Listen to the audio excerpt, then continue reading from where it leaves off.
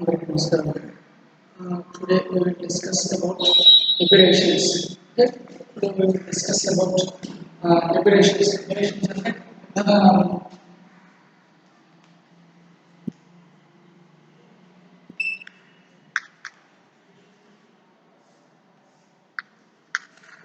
Aberrations.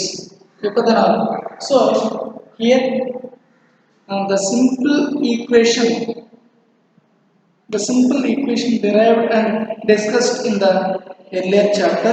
So connecting focal length, image distance,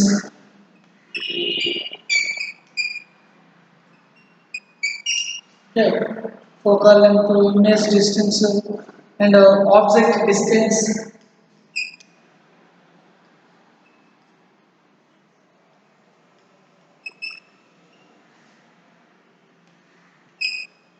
Okay, focal length, image distance, object distance, and etc. So here are based on the assumption that the angles made by the rays of light with the axis are small, means paraxial optics.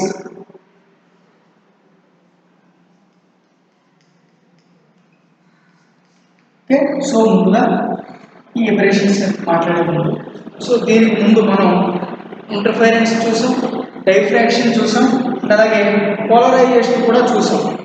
So ఇక్కడ ఇవన్నీ దేనికోసం చూసాం అంటే ఇవన్నీ దేనికి ఉంటాయి, దేని యొక్క నేచర్స్ ఇవి. సో దేనికోసం ఇప్పటివరకు మనం చూసుకున్నాం. సో దేనికోసం ఇప్పటివరకు మనం చూసుకున్నాం అంటే ఈ సెషన్ అంతా మీరు వేవ్ ఆప్టిక్స్ కోసం కదా చదివేది. సో ఇక్కడ ఈ optics the optics deals with the light. అవునా, optics deals with light. So here the wave optics అంటే wave అంటే ఆ లైట్ యొక్క తరంగం అని. సో ఈ లైట్ యొక్క తరంగం కోసం మొత్తం చదవడం జరుగుతుంది. సో ఇక్కడ ఈ ఆప్టిక్స్ అనేది లైట్ కోసం డీల్ చేస్తాం. లైట్కి ఏముంటాయని చెప్పుకున్నాం. సో లైట్కి ఇంటర్ఫరెన్స్ ఉంటుందని, diffraction, okay, polarization,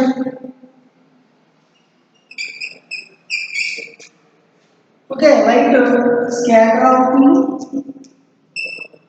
diffraction ఉంటుంది, polarization ఉంటుంది, interference ఉంటుంది. ఓకే, సో లైట్ స్కాటరింగ్ ఉంటుంది. సో ఈ విధంగా లైట్ కి ఇలాంటి విధానాలు అనేవి ఉంటాయి. సో ఇక్కడ దీనికోసమే ఈ లైట్ ఉండే interference, diffraction, polarisation, reflection, refraction. Okay, so ఇవన్నీ మనం దీంట్లో చదవడం జరుగుతుంది. సో ఆల్రెడీ మనం ఇంటర్ఫరెన్స్ చూసాం, డైఫ్రాక్షన్ చూసాం, పోలరైజేషన్ చూసాం. సో ఇంటర్ఫరెన్స్ లో అంటే అలాగే డైఫ్రాక్షన్ లో కూడా, వివర్తనము ద్రోణములో కూడా సో మనం ద్రోణం ఈ వ్యతికరణము ఈ వివర్తనంలో కూడా లైట్ కోసం చదివాం. బట్ లైట్ ఏ వేవ్ అనేది మాత్రం ఈ రెండింటిలో ఇంటర్ఫరెన్స్లోను డైఫ్రాక్షన్లోను మనం కనుక్కోలేకపోయి చెప్పలేకపోయాం. ఈ రెండు చెప్పలేకపోయాం. ఇక్కడ ఈ వ్యతికరణము వివర్తనము రెండు కూడా లైట్ కోసం చెప్తాయి, కానీ ఈ ఆప్టిక్స్ యొక్క వేవ్ ఏంటో, ఈ లైట్ యొక్క వేవ్ ఏంటో ఇవి ప్రూవ్ చేయలేకపోయింది. బట్ పోలరైజేషన్కి వచ్చేసరికి, ద్రోణాలకు వచ్చేసరికి, ద్రోణంలో ఈ రెండింటిలోనూ లైట్ యొక్క వేవ్ లెంత్ కనుక్కోవడం జరిగింది. లైట్ యొక్క తరంగ దైర్ఘ్యం ల్యాండాని కనుక్కోవడం జరిగింది. సో పోలరైజేషన్కి వచ్చేసరికి లైట్ యొక్క వేవ్ లెంత్తో పాటు లైట్ ఏ వేవ్ నేచర్ని కలిగి ఉందో దీంట్లో మనం చూడటం జరిగింది. లైట్ యొక్క వేవ్ నేచర్ ఏంటి అంటే light a wave longitudinal wave.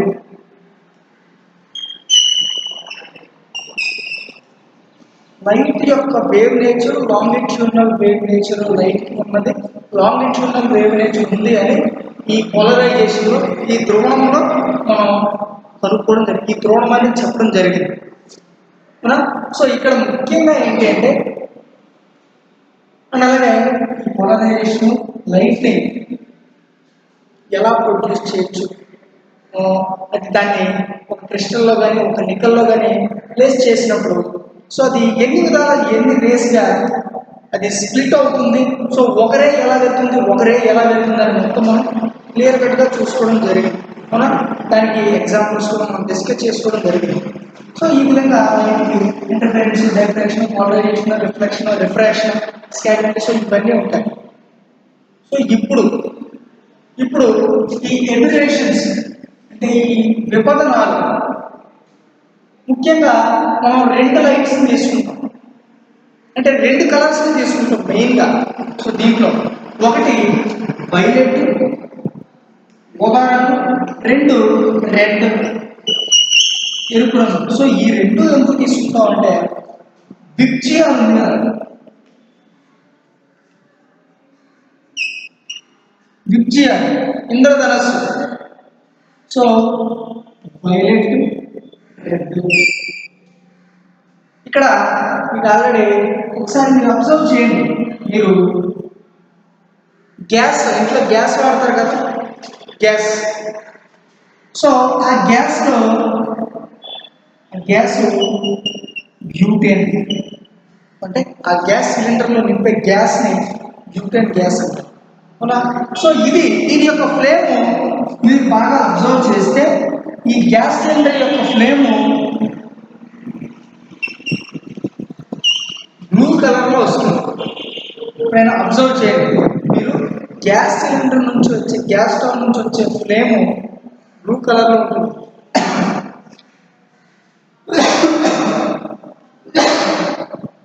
అదే మీరు ఒక కట్టెల పొయ్యి తీసుకోండి. సో కట్టెల పొయ్యి తీసుకుని కట్టెల పొయ్యి నుంచి వచ్చే ఫ్లేమ్ అబ్జర్వ్ చేయండి. సో అది రెడ్ కలర్లో ఉంటుంది. సో ఇక్కడ నా క్వశ్చన్ ఏంటి అంటే గ్యాస్ స్టవ్ మీద రైస్ కానీ ఆర్ కర్రీ కానీ ఏదైనా సరే వంట గ్యాస్ స్టవ్ మీద వండింది తొందరగా ఉడుకుతుందా, కట్టెల పొయ్యి మీద వండింది తొందరగా ఉడుకుతుందా అని.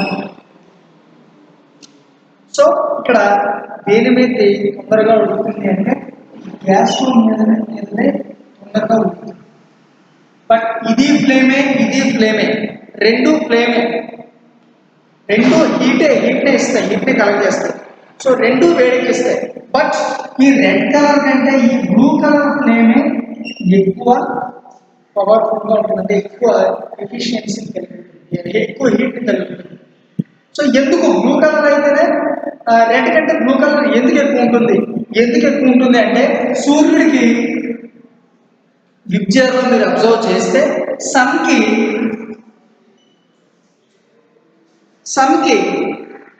ఈ బ్లూ అనేది రెడ్ కంటే కొంచెం దగ్గరగా ఉంటుంది కాబట్టి దీనికి హీట్ పవర్ ఎక్కువగా ఉంటుంది. Simple logic. ఎప్పుడైనా అబ్జర్వ్ చేయండి మీరు ఇంటి దగ్గర గ్యాస్ స్టవ్ ఒక గ్యాస్ ఫ్లేమ్ని అండ్ అలాగే కట్టెల పొయ్యిని అబ్జర్వ్ చేయండి. దాని మీద దీని మీద ఏదైనా వంటకం చేసి చూడండి, లేదా చేసేటప్పుడు చూడండి. సో ఈ రెండింటిలో దేని మీద ఉంటుంది తొందరగా ఉడుకుతుందో అబ్జర్వ్ చేయండి. ఓకే. సో ఎందుకు బ్లూ రెడ్ కలర్ కంటే బ్లూ కలర్ ఎక్కువ హీట్ని కలిగిస్తుంది అంటే సూర్యుడికి ఈ విబ్జియాలో ఇది ఒక ఆర్డర్ కదా, ఈ 7 కలర్స్ అనేవి స్టెప్ ఒకదాని తర్వాత ఒకటి ఆర్డర్లో ఉంటాయి. ఓకే సార్ చూద్దాం.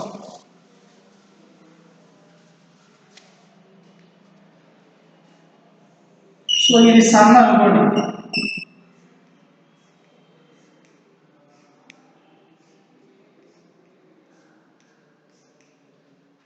సో ఈ సన్కి ఇది విబ్జియా ఒకటి, మొత్తం 7 ఉంటాయి కదా, 2 3 4 5 6 7 ఒకటి violet, IndiGo, blue, green, yellow, orange and red.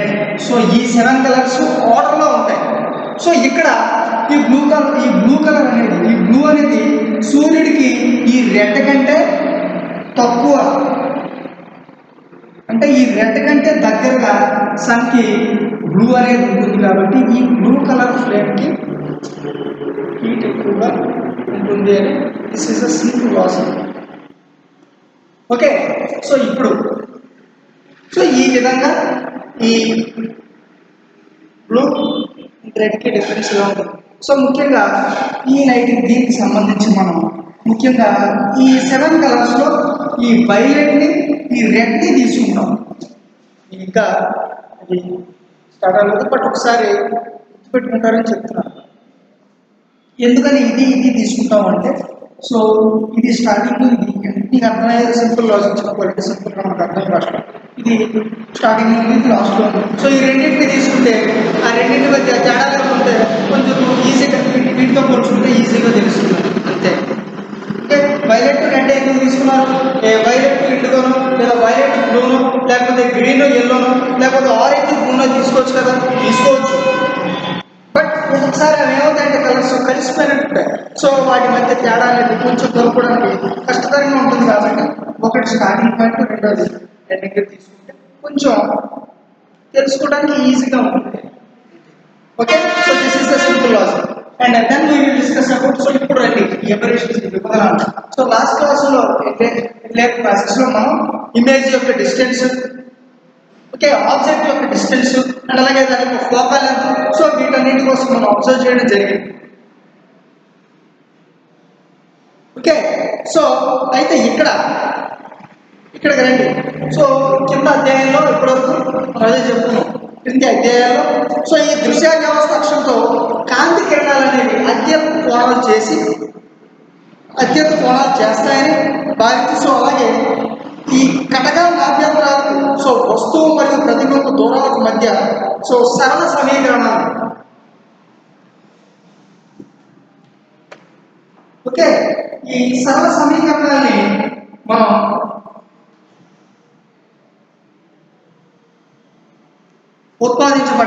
ఉత్పాదించాం. So అయితే ఇక్కడ ఈ విధమైన ఉపాక్షీయ కిరణాల వల్ల ఏర్పడే వస్తువు యొక్క ప్రతిబింబం సో దోషరహితంగా ఉంటుంది. సో ఈ సందర్భంలో వస్తువు పైగల ఒక బిందువు నుండి, సో ఒక వస్తువు పై నుండి ఏదైనా ఆబ్జెక్ట్ పై నుండి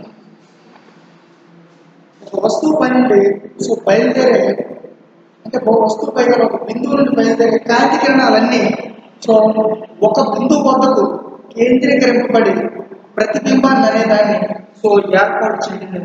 ఫర్ ఎగ్జాంపుల్ ఈ వస్తువులోనే ఒక బిందువు అనుకుంటాం, పాయింట్ అనుకుంటాం. సో దీని నుంచి వచ్చే కిరణాలన్నీ ఒక దాని దగ్గర ఒక తలం దగ్గర సో ఇమేజ్ అనే దాన్ని ఫామ్ చేయడం జరుగుతుంది. ఇమేజ్ అనే దాన్ని ప్రొడ్యూస్ చేస్తాయి. ఓకే, సో అంతేకాక ఇక్కడ వ్యవస్థ యొక్క ఆవర్తనం అనేది సో దృశ్య వ్యవస్థకు సంబంధిత స్థిరరాశి అవుతుందే కానీ ఈ పరిగణలోకి దాన్ని తీసుకున్న కాంతి కిరణాలపై అది మనం ఏమాత్రం డిపెండ్ అవుతుంది, ఏమాత్రం ఆధారపడదు. సో నిజానికి ఇక్కడ ఈ ఉపాక్షీయ కిరణాలు కానివి కూడా ఉపాక్షీయ కిరణాలు కానివి కూడా సో ప్రతిబింబాన్ని అనేదాన్ని ఏర్పాటు చేయడం జరుగుతుంది, ఇమేజ్ అనేదాన్ని ఏర్పాటు చేయడం జరుగుతుంది. సో ఇక్కడ కాబట్టి ఏర్పడే వాస్తవ ప్రతిబింబం ఆదర్శ ప్రతిబింబంలా కాకుండా సో కొంత తేడాగా అనేది ఉండటం జరుగుతుంది. అంటే రియల్ ఇమేజ్ ఎగ్జాక్ట్గా ఇక్కడ ఉన్నట్టే కాకుండా కొంచెం సమ్ డిఫరెన్స్ అనేది ఉండటం జరుగుతుంది. సో ఇక్కడ ఈ ఉపాక్షీయ దృశ్యశాస్త్రం నుండి పొందిన సరళ సమీకరణాల సహాయంతో గణించిన ప్రతిబింబం సో ఇక్కడ ఈ దృశ్య వ్యవస్థ వల్ల ఏర్పడే వాస్తవ ప్రతిబింబం కన్నా సో భిన్నంగా అది ఉండటం జరుగుతుంది. సో ఇక్కడ ఈ దృగ్విషయాన్ని ఈ ప్రతిబింబ దోషాలు లేదా విపదనాలు అని అంటారు. సో అదే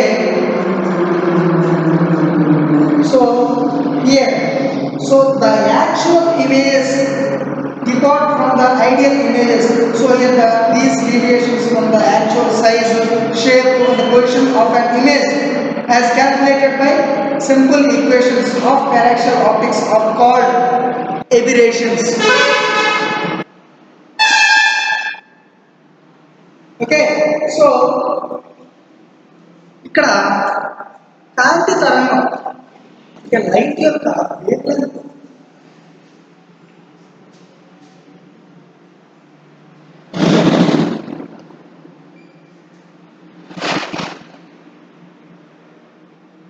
లైట్ యొక్క వేవ్ లెంగ్త్ పై సో లెన్స్ యొక్క వక్రీకోణ కోణం అనేది రిఫ్రాక్టివ్ ఇండెక్స్ అనేది సో ఆధారపడి ఉంటుంది.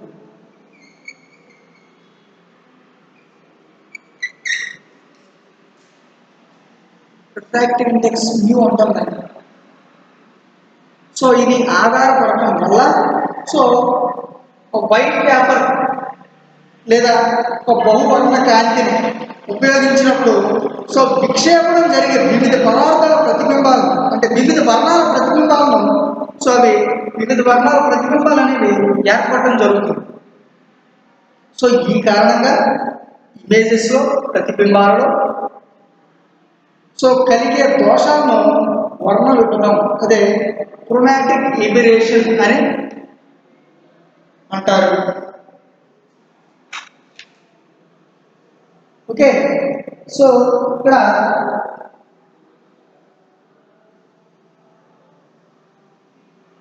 the aberrations produced in an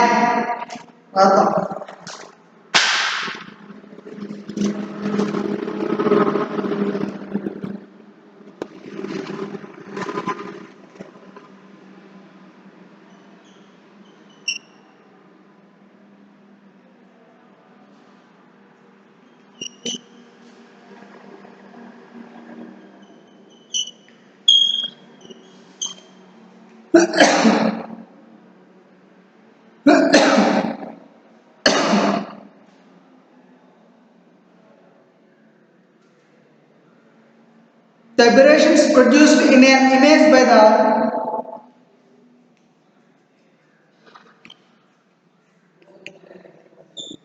aberrations produced in an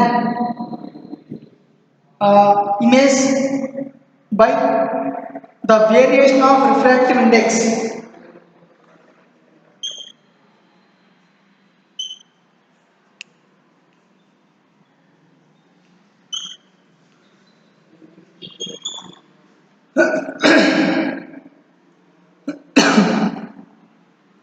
the variation of the refractive index of the material with wavelength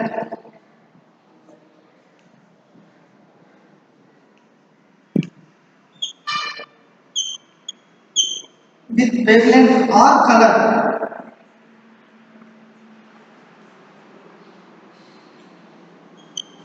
Wavelength or color is called the chromatic aberration. Wavelength of light is called chromatic aberration.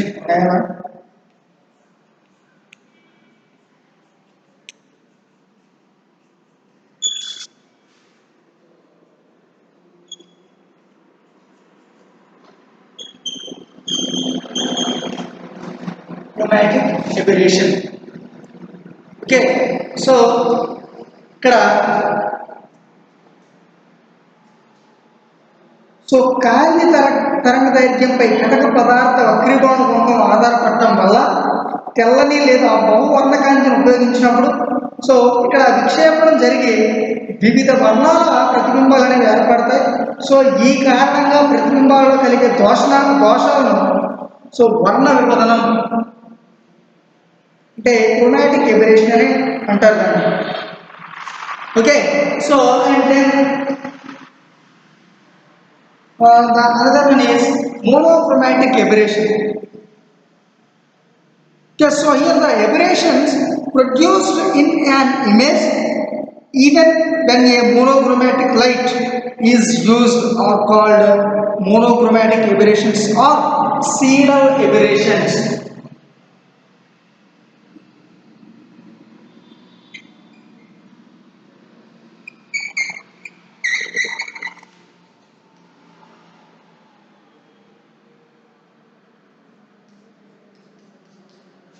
Okay ఇందులో ఒకసారి monochromatic aberration అంటే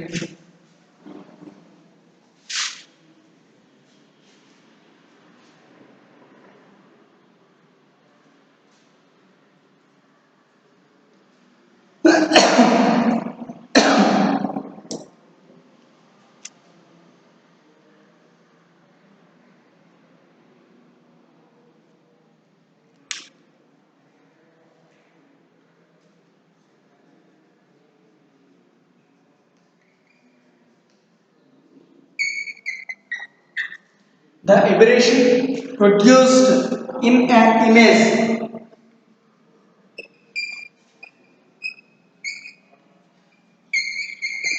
The aberration produced in an image even when a monochromatic light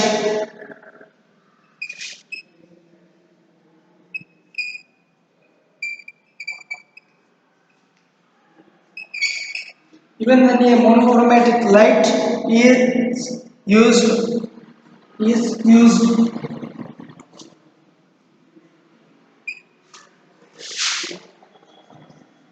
are called monochromatic aberrations.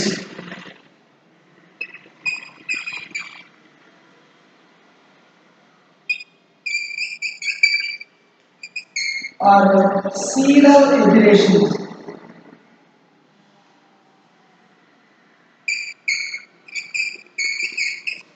Are called serial aberrations.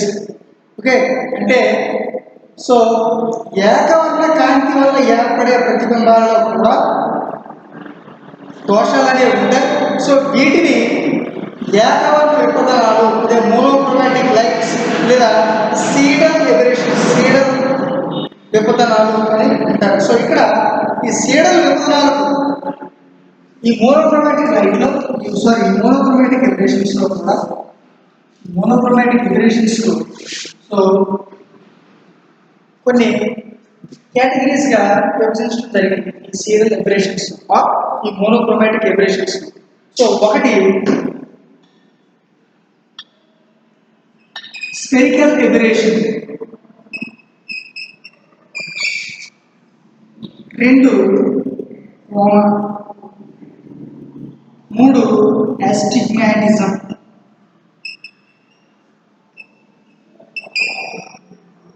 నాలుగు curvature of the field,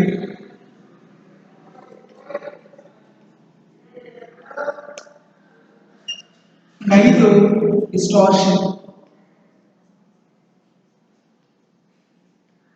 okay, ఒకటి ఈ monochromatic ఎబరేషన్స్ను లేదా ఈ Seidel aberrations ఈ Seidel విభజనాలకు so ఈ spherical aberration, common astigmatism, curvature of the field, distortion. So ఈ విధంగా వీటిని ఈ దోషాన్ని ఈ విధంగా విభజించడం జరిగింది. అంటే స్పెరికల్ ఎబరేషన్ గోళీయ విభజనం,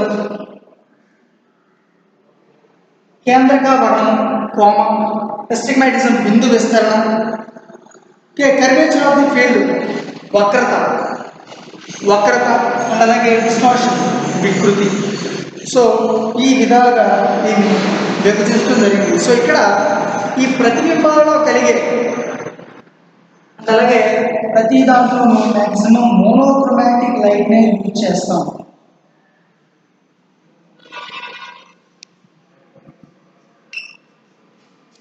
ఏకవర్ణ కాంతిని ఎక్కువగా మనం యూజ్ చేస్తాం. So why because so it has a single wavelength. So here the monochromatic light has the single wavelength. అన్ని లైట్స్ లాగా ఇట్లా స్కాటర్ అయిపోతుంది, సింగిల్ వేవ్ లెంత్ కలిగి ఉంటుంది. సో మనం దీన్ని ఎక్కడైతే బేస్ చేయాలనుకుంటున్నామో పర్ఫెక్ట్గా మ్యాక్సిమం రీచ్ అవుతుంది. సో అందుకోసమని ఈ మోనోక్రోమాటిక్ లైట్ని యూజ్ చేయడం జరుగుతుంది. సో ఇక్కడ ఈ ప్రతిబింబాలలో కలిగే దోషాలు వక్రతనం వద్ద సో రిఫ్రాక్టివ్ ఇండెక్స్ అంటే వక్రీకోణ నియమాలను అనుసరించి ఈ వక్రీకోణ నియమాలను అనుసరించే కలుగుతాయి. సో కానీ ఈ దోషాలు ఈ లెన్స్ తయారీలో కలిగే దోషాల వల్ల కలిగేవి మాత్రం ఎన్నటికీ కావు. సో ఈ విభజనాల గురించి అధ్యయనం చేయడానికి ముందుగా సో ఒక పల్సర్ ఘటన కలిగించే ఈ విచలనాన్ని మరియు పట్టకం వల్ల కలిగే ఈ విక్షేపణాన్ని గురించి సో తెలుసుకుంటే క్లియర్గా అది అర్థం అవుతుంది. ఓకే, సో ఈ విధంగా ఎబరేషన్స్ అంటే మళ్ళీ చెప్తున్నాను.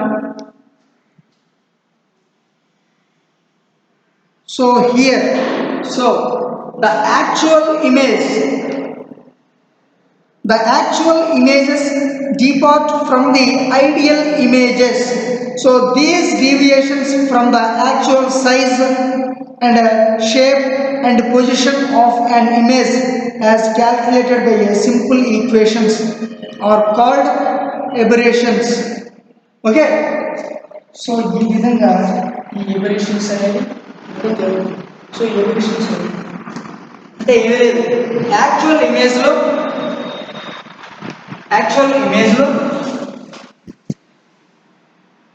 ఫర్ ఎగ్జాంపుల్ ఒక ఇమేజ్ ఉంది. సో ఆ ఇమేజ్లో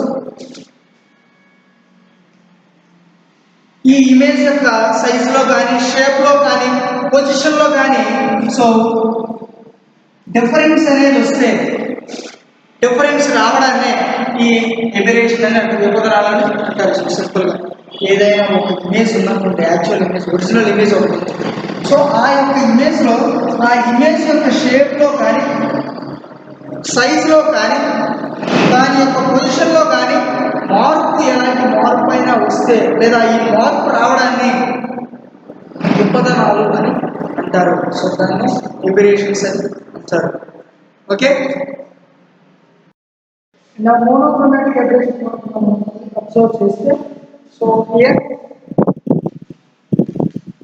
ఒకే ఒక రంగు లేదా ఒకే ఒక తరంగదైర్ఘ్యాన్ని కలిగి ఉన్న, అదే చెప్పాం here the monochromatic light has the single wavelength. So ఒకే ఒక రంగును లేదా ఒకే ఒక తరంగదైర్ఘ్యాన్ని కలిగి ఉన్న ఏకవర్ణ కాంతిని వాడినప్పుడు కూడా సో ఈ ఇమేజ్లో ఈ ప్రతిబింబంలో కలిగే విపదనాలు ఈ మోనోక్రోమాటిక్ ఎబరేషన్స్ అనేది ఏకవర్ణ విపదనాలు లేదా సీడన్ విపదనాలు అంటారు. సో ఇక్కడ ఈ ఏకవర్ణ విపదనాలు దర్పణాల్లో కూడా చోటు చేసుకుంటాయి. సో ఇక్కడ ఈ ఏకవర్ణ విపదనాలే సో ఈ విధంగా విభజించడం జరిగింది. స్పెరికల్ ఎబరేషన్, గోళీయ విపదనం, కోమా కేంద్రగామం, అలాగే స్టిగ్మాటిజం, బిందు విస్తరణ, కర్వేచర్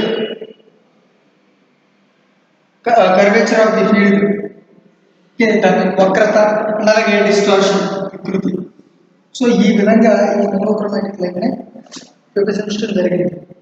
ఓకే, సో మళ్ళీ చెప్తున్నాను, ఎబరేషన్ అంటే సో ఇమేజ్ యొక్క యాక్చువల్ ఇమేజ్ యొక్క ఏదైనా ఒక ఇమేజ్ యొక్క షేప్లో కానీ సైజులో కానీ లేదా దాని యొక్క పొజిషన్లో కానీ పరిమాణంలో కానీ దాని యొక్క స్థితిలో కానీ షేపు సైజు అలాగే పొజిషన్లో కానీ సో మార్పు ఏదైనా వస్తే ఆ మార్పుని విపదనాలు అని అంటారు. ఓకే, సో ముఖ్యంగా గుర్తుపెట్టుకోవాలి. సో ఈ విధంగా ఈ ఎబరేషన్స్ అనేవి ఉంటాయి. అలాగే ఈ ఎబరేషన్స్ మళ్ళీ monochromatic light and monochromatic aberrations are Seidel aberrations are chromatic aberrations ఉంటాయి. సో విభజనాల కోసం చూసిన తర్వాత ఈ దాంట్లో మళ్ళీ ఈ ఏకవర్ణ విభజనాలు, ఓకే, అలాగే క్రోమాటిక్ విభజనాలు. సో ఈ విధంగా ఇది విభజించడం జరిగింది. సో ముఖ్యంగా ఈ లైట్ యొక్క అంటే లైట్కి ఏముంటుంది, diffraction, interference, polarization, reflection, refraction. So ఏ విధంగా ఉంటుంది, దాని వేవ్ నేచర్ ఎలా ఉంటుంది అనేది మనం కనుక్కోవటం. సో మన ముఖ్య ధ్యేయం అలాగే ముఖ్య లక్ష్యం. సో ఈ సెమిస్టర్ తరఫున ఈ విధంగా లైట్ కోసం చదవడం జరుగుతుంది. ఓకే, సో మీరు ముఖ్యంగా ఈ లైట్లో కూడా సో దీంట్లో మళ్ళీ ముందే చెప్తున్నాను నేను ఈ ఎబరేషన్స్కి సంబంధించి ఇక్కడ వైలెట్ కలర్ని అండ్ అలాగే రెడ్ కలర్ని ఎక్కువగా మనం యూజ్ చేయడం జరుగుతుంది. సో ఎందుకు వైలెట్ని రెడ్ని యూజ్ చేస్తామంటే అంటే ఫర్ సింపుల్ లాజిక్ అనమాట, మనం గుర్తుపెట్టుకోవడానికి సింపుల్గా మీరు రెజ్యూమ్ చేసుకోవడానికి ఏంటి అంటే సో జిఆర్లో స్టార్టింగ్ వైలెట్ ఉంటుంది, షుగర్ అయిపోతుంది కాబట్టి అంటే మధ్యలో ఏదైనా తీసుకోవచ్చు. బట్ ఆ స్టార్టింగ్ని ఎండింగ్ని తీసుకుంటే ఏదైనా మధ్యలో దోషాలు ఏమైనా ఉంటే కొంచెం వాటిని క్యాల్కులేట్ చేయడానికి కొంచెం ఈజీగా ఉంటుంది కాబట్టి సో ఆ రెండింటిని తీసుకోవడం జరిగింది. Okay, so this is about aberrations. Okay, next